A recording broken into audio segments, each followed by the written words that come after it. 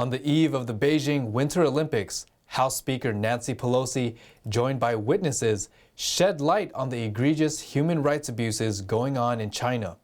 Here's that story. The People's Republic of China is perpetrating a campaign of gross human rights violations, including genocide.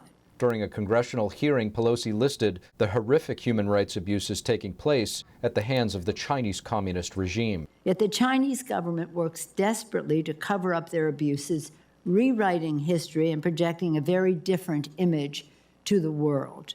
Pelosi said for years many in Congress have fought to hold Beijing accountable, including to deny them the honor of hosting the Olympics. Now the IOC, aided by corporate sponsors, once again turns a blind eye with the 2022 Winter Olympics, just to bolster their bottom lines. Pelosi also reminded all the athletes not to trust any of the CCP's propaganda. Do not risk incurring the anger of the Chinese government because they are ruthless.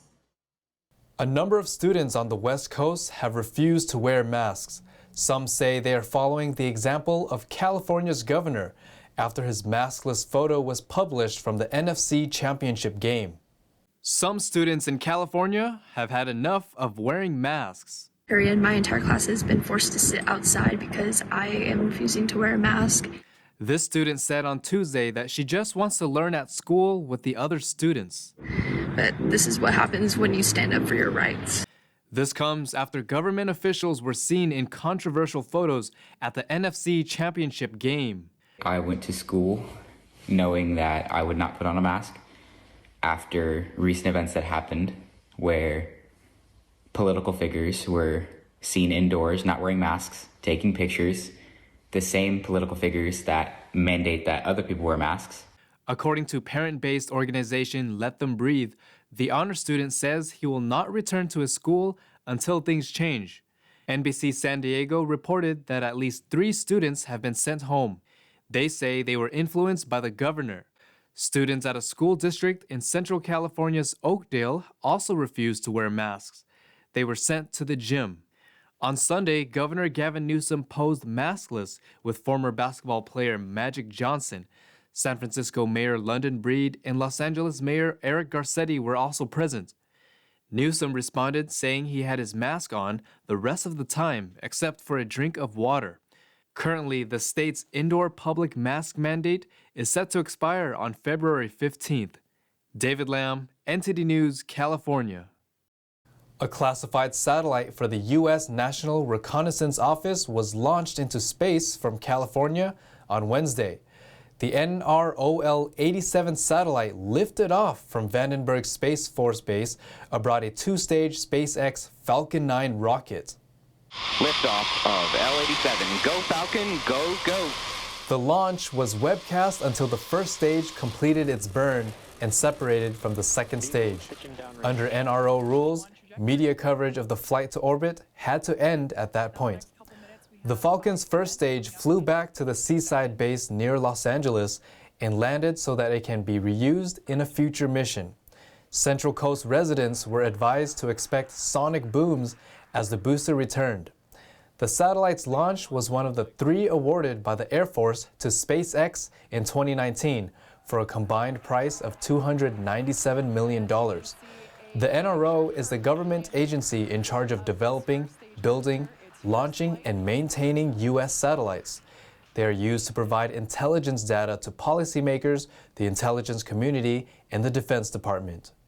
Shares of Facebook owner Meta fell 26% on Thursday. It's among the worst single-day wipeouts in market value for a U.S. company. The social media giant issued a dismal forecast, blaming Apple's privacy changes and increased competition. Here's more. Facebook owner Meta Platforms found itself in an alternate reality Thursday as shares of the company fell as much as 26%, dragging down the entire U.S. stock market and spilling over into Europe, where tech stocks posted some of the steepest declines and sent a ripple effect across global financial markets. Meta was set to lose a fifth of its market value, erasing more than $200 billion, which would shave off nearly a full percent from the NASDAQ Composite Index's market value and about 0.5% from the S&P 500. The huge drop followed a dismal forecast from Meta, which blamed Apple's privacy changes and increased competition from rivals like TikTok. The company formerly known as Facebook also reported a decline in daily active users from the previous quarter for the first time ever. Facebook was an unmitigated disaster. I think Facebook has a Mount Everest-like battle, an uphill climb to get back to growth. Because what we're seeing on the digital advertising side, the privacy issues, TikTok competition, this is a company, they changed their name, but the strategy and the monetization continues to be social media.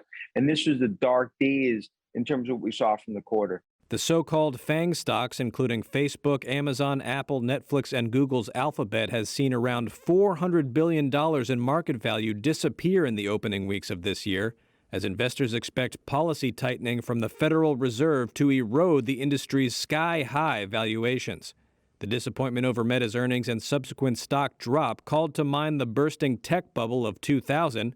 If Thursday's losses hold, the decline would mark the social media giant's worst one-day loss since it went public in 2012. If you're heading to the Super Bowl in LA, officials say free N95 masks will be given out to ticket holders. Tests and vaccinations will also be available on site at the Los Angeles Convention Center's Super Bowl experience. And I'm thrilled that people are going to make the commitment to keep the small business owners here in Inglewood safe, the workers here at the stadium safe, and the people surrounding them sharing in this amazing experience. So everybody can holler and scream and celebrate and root on our hometown team safely behind a K95 or an N95 mask that the NFL has so graciously agreed to provide to each and every attendee on February 13th.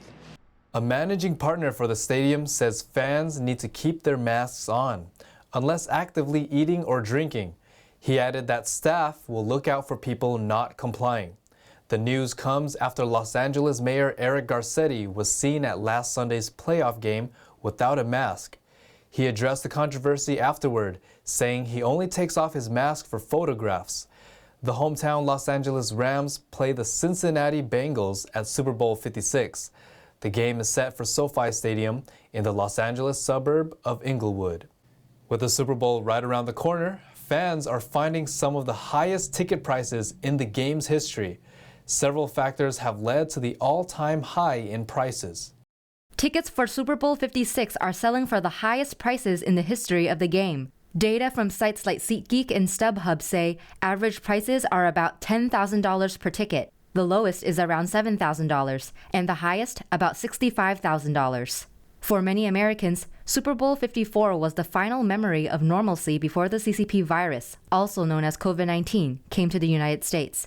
As a result, this is the first change to see the Super Bowl live for many since a less restricted time. Along with that demand, several factors are contributing to the high prices. Los Angeles' already high prices are being pushed further by one of the teams playing this year. The Rams will be playing in their home city this year, the second time a team has played on their home turf in Super Bowl history. Further, fans of their opponents may be coming out in strong support. The Cincinnati Bengals have never won a Super Bowl and have been rare guests to the event. Inflation may also be a contributing factor, hitting a 39-year high of 7%.